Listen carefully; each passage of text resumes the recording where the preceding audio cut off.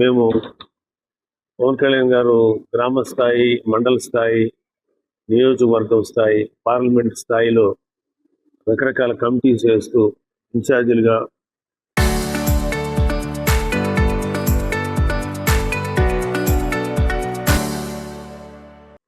లేకపోతే కమిటీలో మెంబర్స్గా, అది ఇతర కమిటీస్ చాలా ఉన్నాయి. ఈ కమిటీస్లో సమర్థులైనటువంటి జన సైనికుల్ని, వీర మహిళల్ని దీనిలో తీసుకోవటానికి, వాళ్ళు ఎవరున్నారని చెప్పి వాళ్ళకి సేకరించడానికి వాళ్ళ వివరాలు ఒక కమిటీ వేశారు. ఈ వీళ్ళందరూ ఈ కమిటీ మెంబర్స్ దాదాపు 30 మంది ఉన్నారు ఇక్కడ.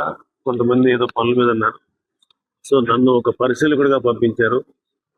సో మాకు ఇంతకాలం ఏంటంటే చాలా కాలం పాటు ఎంతో కాలం పనిచేసిన మా కార్యకర్తలందరికీ, వీర మహిళలందరికీ ఒక పార్టీలో ఇంకొంచెం వాళ్ళని యాక్టివ్ పొజిషన్లో ఇంకొంచెం బలంగా పనిచేయడానికి ఈ కమిటీస్ వేయాలని నిర్ణయించుకున్నాం.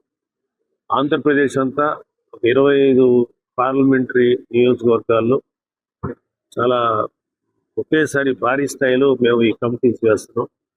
అంతకుముందు ఉన్న కమిటీస్ ఎన్నున్నా సరే ఇది ఒక అథెంటిక్గా స్వయంగా పవన్ కళ్యాణ్ గారే పర్యవేక్షిస్తారు. ఎవరెవరైతే ఈ కమిటీస్లో వాళ్ళ పేర్లు ఇచ్చారో రకరకాల పొజిషన్స్కి కమిటీస్లో, వాళ్ళందరినీ ఆయనే దగ్గరుండి పర్యవేక్షించి వాళ్ళని సెలెక్ట్ చేసుకోవడం జరుగుతుంది.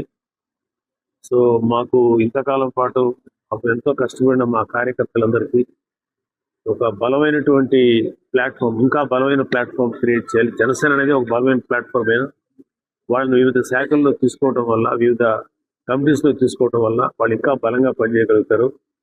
సో వాళ్ళందరినీ ఎవరెవరు ఉన్నారనేది అది సేకరించడానికి మేము వచ్చాము. నన్ను పరిశీలకుడిగా చేశారు.